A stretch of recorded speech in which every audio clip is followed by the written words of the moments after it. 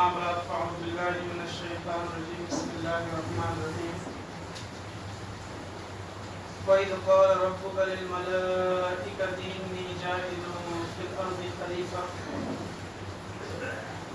محترم بزرگوں بھائیوں، اللہ تبارک و تعالیٰ کا احسان ہے کہ اللہ تبارک و تعالیٰ نے ہمیں ایمان اور اسلام کی دولت عطا فرمائی، اور اللہ تبارک و تعالیٰ نے ہمیں حضور صلی اللہ علیہ وسلم کی امت کے اندر پیدا فرمایا۔ حضرت آدم علیہ السلام جو ہم سب کے دادا ہیں، ان کے بارے میں ہماری بات چل رہی تھی۔ حضرت آدم اور دوسرے نبیوں کے بارے میں جو واقعات قرآن میں ہیں، ان واقعات کو تو ہمیں ماننا ضروری ہے،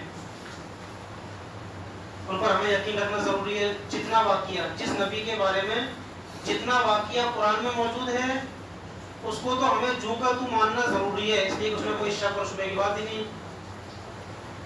اور بعض واقعات نبیوں کے یا پچھلی امتوں کے حدیثوں میں صحیح سند کے ساتھ موجود ہے، تو ان کو ماننا بھی ضروری ہے، اس لیے کہ اللہ کے نبی کی جو بات ہمارے پاس میں صحیح سند کے ساتھ میں آئی ہے کہ ہم نے اس سے سنا، اس نے اس سے سنا، اس طریقے سے نبی تک جو سند پہنچتی ہے وہ صحیح سند ہے، یعنی سارے آدمی بالکل نیک سچے آدمی ہیں، تو اس کو بولتے ہیں صحیح سند کے ساتھ میں یہ بات آئی ہے۔ تو جتنے واقعات حدیث کے اندر صحیح سند کے ساتھ میں موجود ہیں، ان کو ماننا بھی ہمارے لیے ضروری ہے اور ان پر یقین کرنا بھی ضروری ہے۔ لیکن کچھ واقعات وہ ہیں جو تاریخی واقعات ہیں، یعنی تاریخی کتابوں کے اندر موجود ہیں، ان کے لیے کسی صحیح سند کا ہونا بھی ضروری نہیں، اور ان واقعات پر عمل کرنا یا ان کو یقینی ماننا یہ بھی انسان کے لیے ضروری نہیں ہے۔ جتنے بھی تاریخی واقعات ہیں، آدمی کی مرضی، آدمی کو یقین ہے تو مانے کہ ہاں یہ واقعہ صحیح ہے، اور آدمی کا دل گواہی نہیں دے رہا کہ ایسا نہیں ہو سکتا تو مت مانو، اس لیے کہ وہ تاریخی واقعہ ہے، وہ کوئی قرآن کی بات نہیں ہے یا کوئی حدیث کی صحیح سند کے ساتھ میں وہ واقعہ نہیں ہے۔ تو اس واقعے کو ماننا یا نہ ماننا انسان کے اوپر ہے، مانے گا تو بھی کوئی عرض کی بات نہیں، اور نہیں مانے گا تو بھی کوئی عرض کی بات نہیں۔ تو حضرت آدم علیہ السلام کے واقعات میں اکثر باتیں تو وہ ہوں گی جن کا ذکر قرآن میں ہے یا تفسیر میں ہے یا حدیث میں ہے۔ کچھ باتیں وہ آئیں گی کہ جو تاریخی واقعات ہیں، یعنی جو تاریخی کتابوں میں لکھے ہوئے ہیں۔ تو پچھلی مرتبہ یہ بتایا گیا تھا کہ حضرت لقمان حکیم نے اپنے بیٹے کو یہ بات بتائی تھی کہ اللہ کی طرف سے جو مصیبت آئے اس میں ہمارے لیے بھلائی اور خیر ہوتی ہے، اور اس پر پورا واقعہ ان کا بیان کیا گیا تھا۔ تو اللہ کی طرف سے جو بھی ہمارے ساتھ میں حالات ہوتے ہیں، سمجھو کہ وہ ہمارے حق میں بہتر ہے اور ہمارے لیے وہ اچھے ہیں، اس لیے کہ اللہ جانتا ہے کہ کون سی بات کس کے لیے مناسب ہے اور کون سی بات کس کے لیے مناسب نہیں ہے۔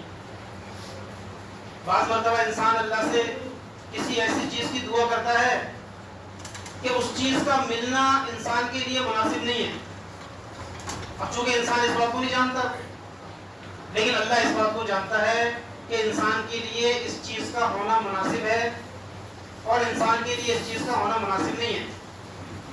تو انسان اللہ سے بعض مرتبہ دعا کرتا ہے کسی چیز کے بارے میں، کسی کام کے بارے میں، اللہ کو ایسا لگتا ہے کہ یہ کام اور یہ چیز اس کے لیے مناسب ہے تو اس کو وہ چیز دے دیتا ہے، اور اللہ کو ایسا لگتا ہے کہ یہ چیز اس کے لیے مناسب نہیں ہے، یہ چیز اس کو ملنے کے بعد میں اس کے لیے نقصان دہ ہے، تو وہ چیز اللہ تعالیٰ عام طور پر اس کو نہیں دیتا۔ لیکن بعض مرتبہ اللہ تعالیٰ بندہ جو مانگتا ہے اللہ سے وہ اللہ دے بھی دیتا ہے۔ حضرت موسیٰ علیہ السلام کا واقعہ ایک مرتبہ ایک آدمی نے حضرت موسیٰ علیہ السلام سے کہا کہ آپ روز اللہ کے پاس جاتے ہو، اللہ سے بات چیت کرتے ہو، تو اللہ سے میرے لیے یہ دعا کرو کہ میں پرندوں کی بولی سمجھ جاؤں، یعنی پرندے جانور وغیرہ جو بھی چیز بولتے ہیں نا، سب میں سمجھ جاؤں یہ کیا بول رہے ہیں، یہ کیا بات کر رہے ہیں۔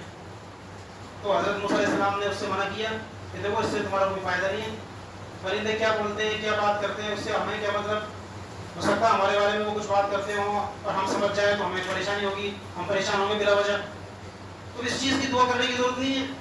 اگر یہ چیز ہمارے لیے ضروری ہوتی تو اللہ خود ہی ہمیں یہ چیز دے دیتا. جیسے ایک انسان دوسرے انسان کی بولی سمجھ جاتا ہے، لیکن جانور بھی بولتے ہیں، پرندے بھی بولتے ہیں، لیکن ہمیں چونکہ اس چیز کی ضرورت نہیں ہے وہ کیا بولتے ہیں کیا بات کرتے ہیں، اس لیے اللہ نے یہ چیز انسانوں کو نہیں دی.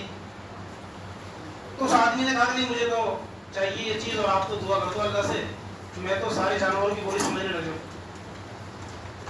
تو موسیٰ علیہ السلام نے اللہ سے دعا کی، اللہ کے پاس گئے، بات چیت کی کوئی دور پر. تو اللہ نے خود یاد دلایا کہ آپ سے کسی نے دعا کی نہیں، کہا کہ ہاں ایک بندے نے کہا تھا، تو کہا کہ اس سے بول دینا ہم نے اس کو یہ چیز دے دی. اب وہ اپنے جانوروں کی پرندوں کی بولی جو ہے سمجھنے لگے گا. موسیٰ علیہ السلام نے آ کر اس کو یہ بات بتا دی، اور رات کو سویا، صبح اٹھا تو اس کے گھر میں 4 جانور تھے، مرغا بھی تھا، کتا بھی تھا، اور گدھا بھی تھا، گھوڑا بھی تھا. اب اس نے سوچا کہ میں دیکھتا ہوں یہ کیا بات کریں. تو صبح اٹھا اور اٹھنے کے بعد میں اس نے ایک روٹی کا ٹکڑا ڈالا اور کتا اس کو لینے کے لیے بھاگا. کتے کے لینے سے پہلے مرغے نے اس کو لے لیا، وہ اڑ کے دوسری جگہ بیٹھ گیا اونچائی پر. تو کتے نے اس سے کہا، چونکہ یہ سمجھ رہا تھا یہ باتوں کو، اس لیے اس نے سن لیا. تو کتے نے اس سے کہا کہ مرغے میں نے پوری رات چوکیداری کی ہے اپنے مالک کی، جو ہے پوری رات میں جاگتا رہا، نگرانی کرتا رہا، اور تو پوری رات سوتا رہا. تو ابھی اٹھا صبح کے ٹائم، اور میں پوری رات سے جاگ رہا ہوں اور پوری رات کا میں بھوکا ہوں، یہ روٹی کا ٹکڑا مجھے کھا لینے دے. تو مرغے نے کہا کہ ایسا کام کر، یہ تو میں کھا لیتا ہوں، لیکن میں تجھے ایک بات بتاتا ہوں کہ آج ہمارا جو مالک ہے اس کا گھوڑا مرنے والا ہے، اور جب اس کا گھوڑا مرے گا تو اس کا گوشت جو تجھے ملے گا، اس کے گوشت کو عام طور پر کتے کھاتے ہیں، تو اس کا گوشت تجھے بھرپیٹ ملے گا، خوب کھانا آرام سے. یہ تو روٹی کا ٹکڑا تھا مجھے کھانے دے چونکہ میں گوشت نہیں کھاتا. اور مالک نے یہ بات سن لی کہ اچھا گھوڑا مرنے والا ہے. تو فوراً بیوی کے پاس گیا کہ کہا کہ آج گھوڑا مرنے والا ہے اور یہ نقصان جو مجھے ہونے والا ہے اس کو میں نہیں ہونے دوں گا. ابھی میں جاتا ہوں بازار اور اس کو فوراً بیچ کے آتا ہوں. چنانچہ وہ گیا بازار اور گھوڑے کو جا کر بیچ کے آ گیا. گویا وہ نقصان سے بچ گیا. ایک نقصان اس پر اللہ کی طرف سے آنے والا تھا جو بظاہر اس کے لیے بہتر تھا، لیکن اس نے ہوشیاری کی اور وہ جو ہے اس نقصان سے اپنے آپ کو بچا لیا. پھر دوسرے دن اس نے صبح اٹھ کے پھر روٹی کا ٹکڑا ڈالا. پھر ویسے ہی کتا بھاگا لینے کے لیے، لیکن مرغے نے پہلے لے لیا. پھر کتے نے کہا کہ میں نے پوری رات چوکیداری کی ہے، اس کو جو ہے مجھے کھا لینے دے، اور کل بھی مجھے کچھ نہیں ملا، اور تو نے جو بات بتائی گھوڑا مرے گا، گھوڑا بھی نہیں مرا، اس کا گوشت بھی مجھے نہیں ملا. تو مرغے نے کہا کہ بے فکر رہ، گھبرا مت، آج جو ہے مالک کا گدھا مرنے والا ہے. تو اس نے سن لیا کہ اچھا آج گدھا مرنے والا ہے. تو بیوی کے پاس آئے گا، ٹھیک ہے اس کو ابھی بیچ کے آتا ہوں، یہ نقصان میں برداشت نہیں کروں گا. فوراً گیا اور گدھے کو بیچ کے آ گیا. اب پھر جو ہے تیسرے دن اس نے سوچا کہ اب دیتا ہوں، اب کیا بات کرتے ہیں. پھر تیسرے دن روٹی کا ٹکڑا ڈالا. پھر ویسے ہی ہوا. کتے نے پھر کہا، مرغے نے وہی بات کہی. تو کتے نے کہا کہ تو بہت جھوٹا ہے، لوگ تجھے مؤذن کہتے ہیں. مرغے کو مؤذن کہتے ہیں اس لیے کہ وہ صبح کے وقت میں آواز کرتا ہے، صبح کے وقت میں جو ہے پوری رات وہ سوتا ہے سکون کے ساتھ میں، اور جب فجر کی نماز کا وقت ہوتا ہے تو وہ چلاتا ہے، وہ آواز لگاتا ہے. یہ مرغے کی صفت ہے. ہر ایک جانور کو اللہ نے کچھ نہ کچھ چیز دی ہے، لیکن انسان ہے کہ انسان جو ہے فجر کے بعد تک لیٹ تک جو سوتا رہتا ہے، یہ انسان کی چیز ہے. لیکن مرغا جو ہے یہ اکثر جانور جتنے بھی آپ نے دیکھو گے، پرندے جو ہیں وہ اکثر سورج نکلنے سے پہلے سب جو ہے اٹھ جاتے ہیں. گاؤں کے اندر آواز سنتے تھے چڑیاؤں کی، کبوتروں کی، جو ہے صبح صبح جو ہے چہچہاٹ شروع ہو جایا کرتا تھا. تو اکثر جو ہے جانور یہ سب جو ہے صبح کے ٹائم اٹھ جاتے ہیں. تو کتے نے کہا کہ تو جو ہے بڑا جھوٹا آدمی ہے، لوگ تجھے مؤذن سمجھتے ہیں اور تیری بات پر بھروسہ کرتے ہیں. تیری بات کو سن کر جو ہے تیری آواز کو سن کر سمجھ جاتے ہیں کہ ہاں فجر کا وقت پہنچ چکا، اور تو جھوٹ بول رہا ہے. نہ گھوڑا مرا نہ گدھا مرا. تو مرغے نے کہا کہ بے فکر رہے، آج میں بالکل صحیح بات بتاتا ہوں کہ آج ہمارے مالک کا انتقال ہونے والا ہے. جب اس نے یہ سنا وہ بڑا پریشان ہوا کہ یہ کیا. بیوی کے پاس آیا پریشان بالکل کہ میں تو مرنے والا ہوں، اب کیا کیا جائے. موسیٰ علیہ السلام کے پاس گیا اور موسیٰ علیہ السلام سے کہا گیا آج تو میں مرنے والا ہوں. تو موسیٰ علیہ السلام کہا تجھے کیسے معلوم ہوا؟ کہ میں نے مرغے سے سنا ہے. اور جانوروں کو اللہ تعالیٰ اس طرح کی باتیں کچھ بتا دیتے ہیں پہلے، جو حالات واقعات ہونے والے ہیں جانوروں کو ان کی خبر پہلے ہو جاتی ہے. جیسے عام طور پر جب آندھی طوفان کا موسم ہوتا ہے یا آندھی طوفان بارش ہونے والی ہوتی ہے تو گاؤں کے اندر جو مور ہوتے ہیں وہ بولتے ہیں، پہلے آواز سنتے تھے اس کی، تو جیسے ہی وہ مور بولتے تھے تو گاؤں والے سمجھ جاتے ہیں ہاں بھی بارش ہونے والی ہے۔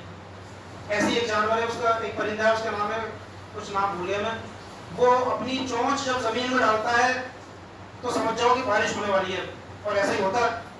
تو کچھ جانوروں کو اللہ نے کچھ چیزیں ایسی دی ہے کہ جو حالات اور واقعات ہونے والے ہیں کچھ منٹوں میں ان کا پتہ ان کو پہلے سے چل جاتا ہے۔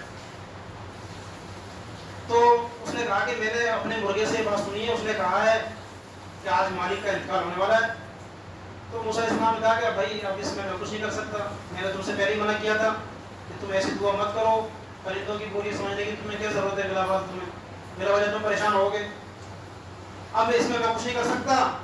اور دیکھو سامنے سے ملک الموت بھی آ رہے، ہو سکتا ہے آپ کی روح قبض کرنے کے لیے آ رہے ہوں، تو اسی وقت میں جو ہے ملک الموت نے اس کی روح قبض کر لی۔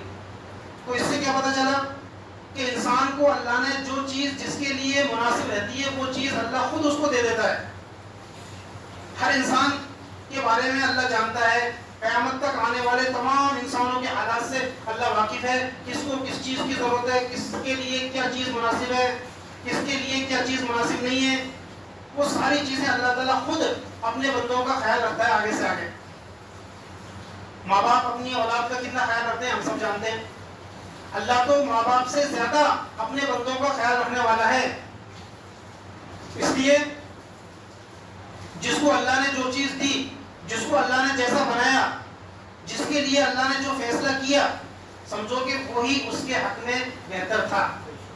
جس کو اللہ نے جس وقت جس زمانے میں پیدا کیا، سمجھو کہ اس کے لیے اسی زمانے میں پیدا ہونا مناسب تھا۔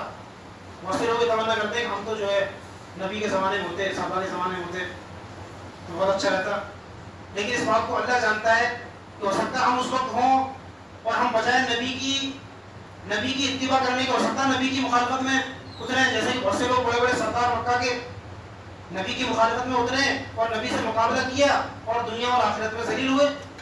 تو ہو سکتا ہم اس زمانے میں ہوتے تو ہم کیا معلوم نبی کے مقابلے میں ہوتے تو ہمارے لیے ہمیشہ کی جو ہے ناکامی ہوتی۔